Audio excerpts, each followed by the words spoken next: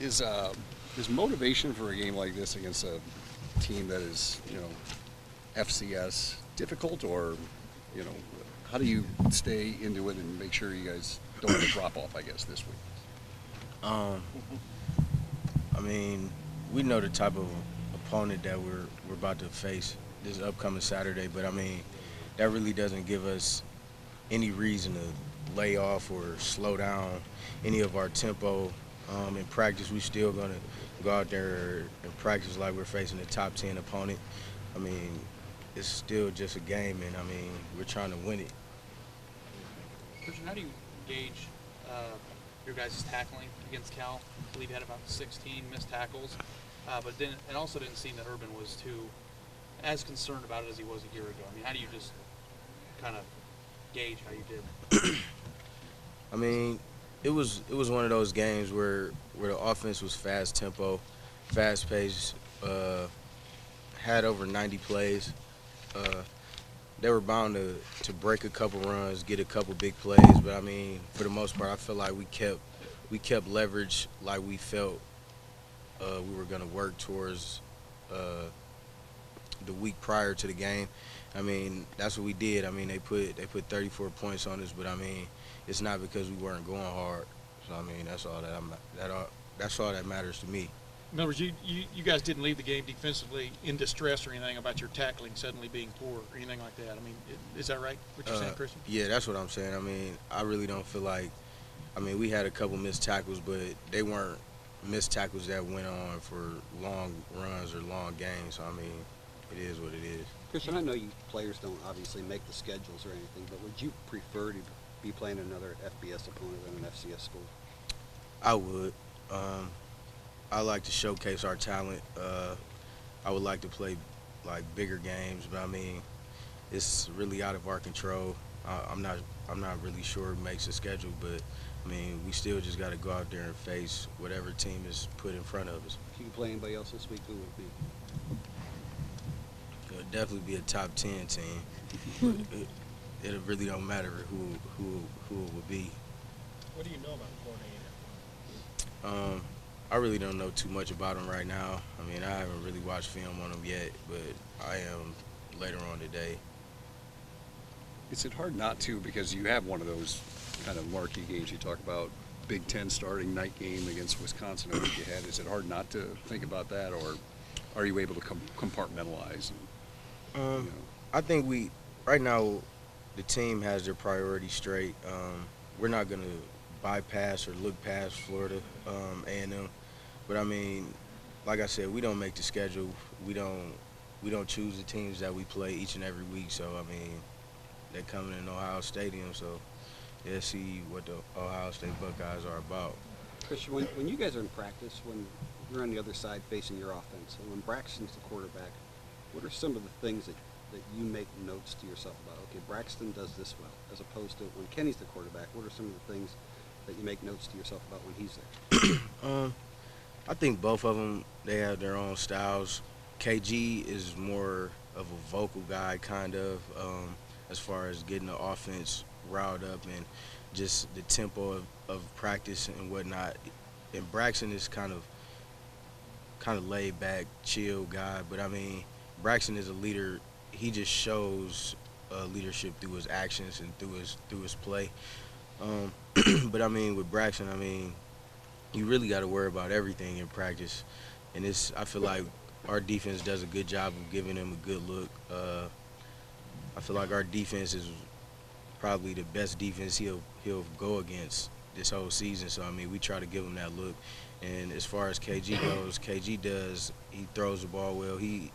We have a lot to worry about with him too in practice. So I mean, I feel like the offense is just high power right now. They're on the road right now, and I just hope they keep it going. Is Kenny a little bit, my suspicion is, and I don't know this, but my suspicion is Kenny a little bit better of a reader of defenses? In other words, like, can he look at what you guys are doing pre-snap and maybe have a better idea of what's going on just slightly than Braxton maybe? I mean, that may be the case just because KG is 2 years older than Braxton, fifth-year senior. So, I mean, KG has been in here with a lot of different guys, older guys who he could have learned from. And Braxton is going into his third year. So, I mean, he can actually learn from KG. So I mean, I feel like both of our quarterbacks are really dynamic. They can do whatever the coaches ask of them, and they both can be successful. Christian, are you guys forcing enough turnovers to be satisfied in the back?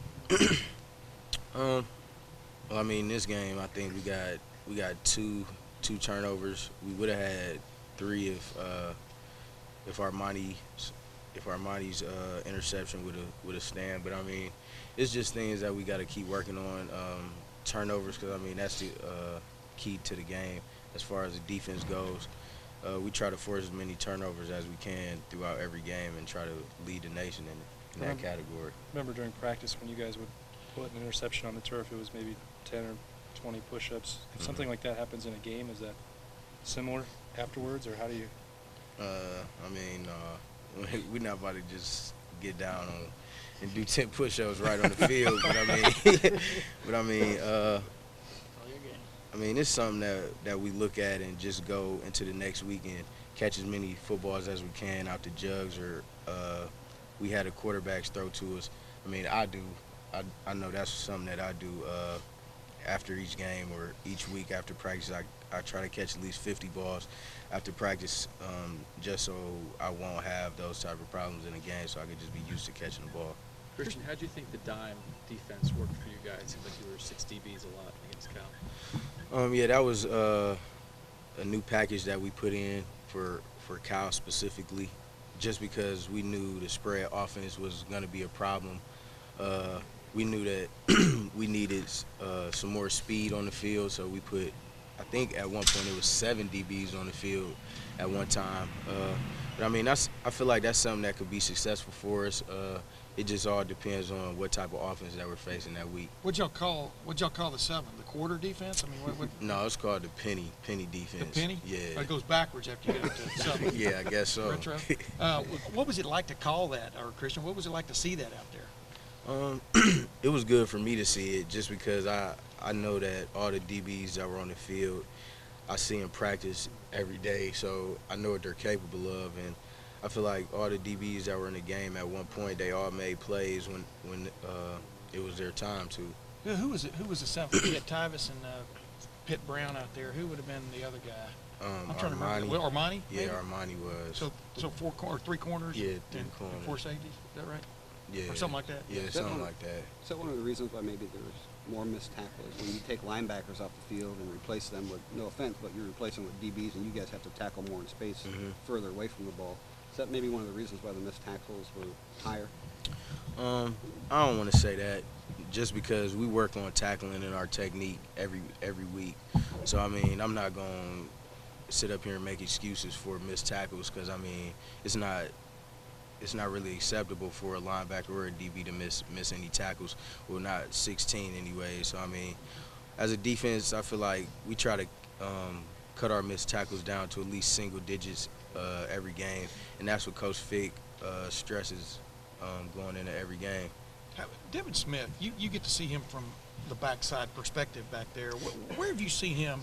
You know what I mean there. Yeah, where have you seen him improve over the last couple of years? Don't laugh too hard. I mean, Devin is just one of those guys who goes to get the ball at any cost. I mean, you guys seen the big Wisconsin play. You seen the Miami of Ohio play last year. Michigan State. Right. He's just a playmaker. He's one of those guys where when you need a big play, you just throw it to him and he'll be sure to make the play. And I mean, that's really the type of receivers that I feel like we have developed around here. You got Philly, you got Devin, you got Evan. I mean, it's backups. You got Chris Fields.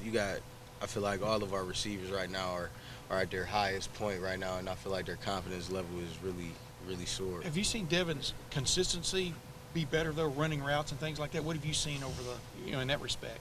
On film, actually, they've pointed out a few areas where he has gotten better, just running off the ball, blocking corners or safeties, whatever it may be. He tries to do whatever I guess the coaches ask of him. I mean, he blocks well, he runs routes well. He's one of the fastest guys on the team, and I mean, I feel like he's a problem for any DB in the country right now. On film, you said they pointed out. You mean this week, or when did they point it out? They've actually pointed out each and every week something that he's done special on the field, Really? other than just catching the ball. Chris, what's it like as a safety, though, when you see a guy like that, not just in practice, but on a game, when a guy gets behind you like that in a game, is it like an oh crap moment? Yeah, it's definitely like, man, it's really nothing you can do at that point. I mean, it's a guy that runs sub 4.3. I mean, it really gives a lot of problems to defenses that we're gonna face later on in the season. I feel like that he knows what his role is right now, and I feel like his confidence right now is really at an all-time high. What does it mean to you guys? As, Two more questions.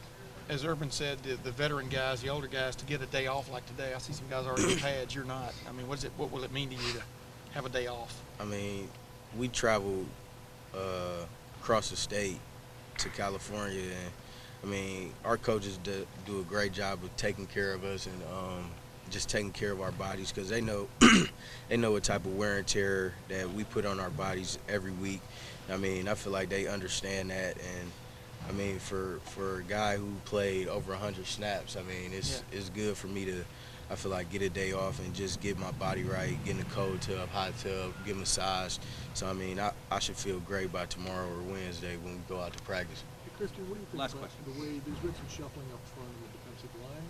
How are they playing, and do you think the line itself is ready for Big Ten play? I feel like our defensive line right now is so much depth in that room that they can sub defensive linemen in and out of the game, like you guys have seen. I think last game it was maybe an 8-man rotation at one point. You guys seen Chris Carter get some snaps. He actually got a sack. Chase Ferris, all of the guys who Coach Vrave has faith in and beliefs in for guys to make big plays when their name is called. And I feel like that's really what this team or this program is based on. Guys can really make plays when their name is called. And, I mean, we've seen that through our defensive line throughout these 3 games. They've played spectacular right now. I give Michael Bennett a great credit right now, just because he's one of those leaders in the defensive line room, him and Joe Hill, junior guys, leaders. And that's what I feel like that's what Coach Vrave has molded them into be some great leaders right now. And I mean, we're just gonna keep going, and hopefully they do good throughout the season.